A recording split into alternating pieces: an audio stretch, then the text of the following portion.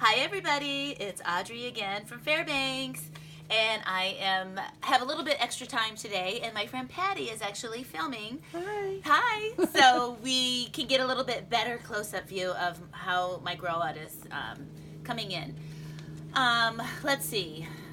Today I just wanted to say, if you're watching this video, you have probably watched other videos on transitioning to gray hair.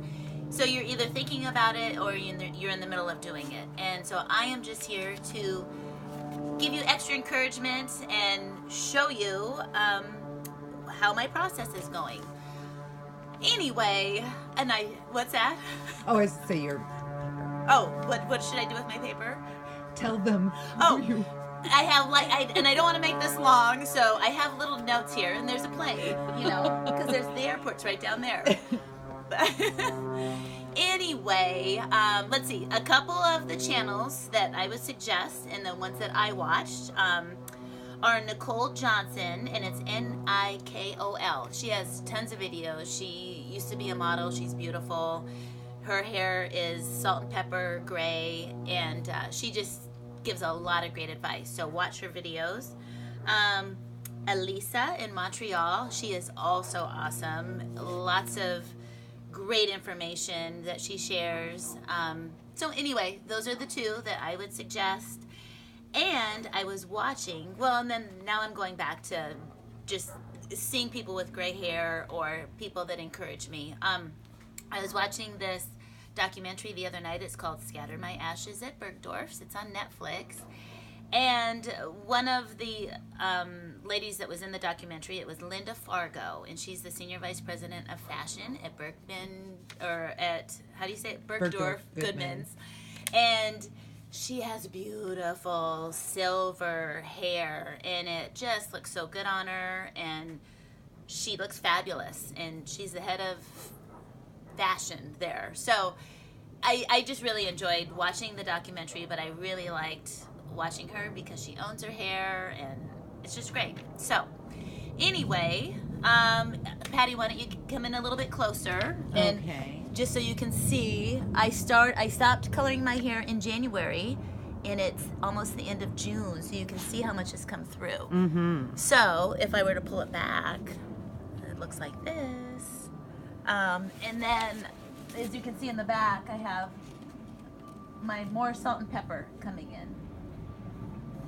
It looks great. Okay, I have a few questions for you, Audrey. All right. Okay, what are some of the things that you like about going through this transition? I just love not having to color my hair. I was coloring it, if you watch my other videos, every 10 to 14 days, and I love that I don't have to color my hair. My hair feels softer now because for several years, when I would wash it, it just felt kind of like hard or something. And now that I don't color my hair, they say that gray hair is coarse. My hair is coarse anyway.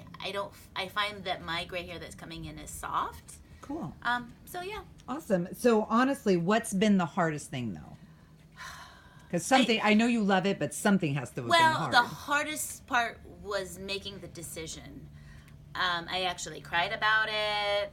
I thought about it for years, actually. For whatever reason, I was dreading the day when I was going to stop coloring because I had to stop coloring. I just couldn't do it anymore. That was the hardest part. And I guess maybe the first month or two, it was hard because your roots are showing. So naturally, I think people would think, oh, she just hasn't colored her roots yet. But that's when I went in and I had this first part bleached and then with a gray toner on it.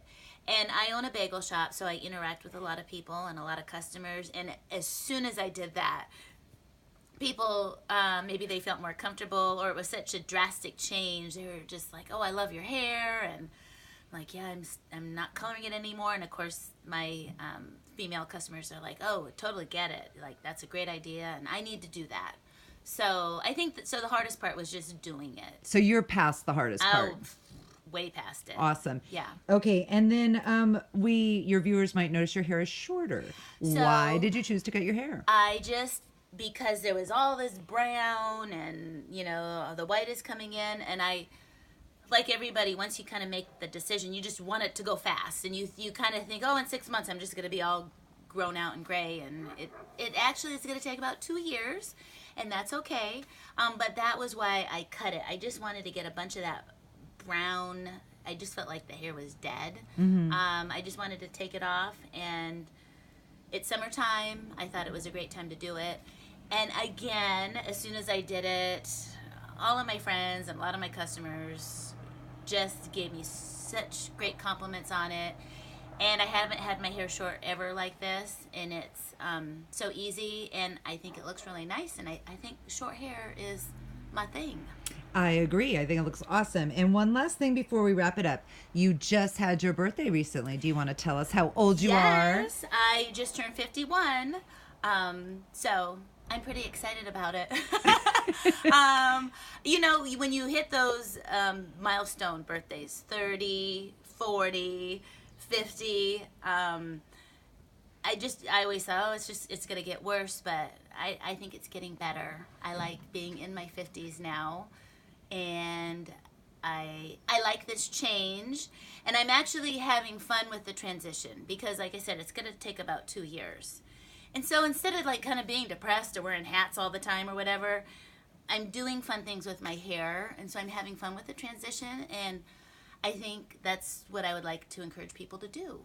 And obviously, gray hair does not make a person look older. I mean, you could not look younger if you tried. Right. So thank you. You're welcome. I think that, and I was a little bit worried about having dark features, that it would look kind of funny. But again, I went online, and Anne Bancroft, she had dark hair and dark eyebrows, and she rocked her gray hair. So I decided I'm going to do that too. Awesome. Okay. Well, we're going to wrap this up. So Okay. any last words? Or No, I would just say go for it. All right. Awesome. Bye.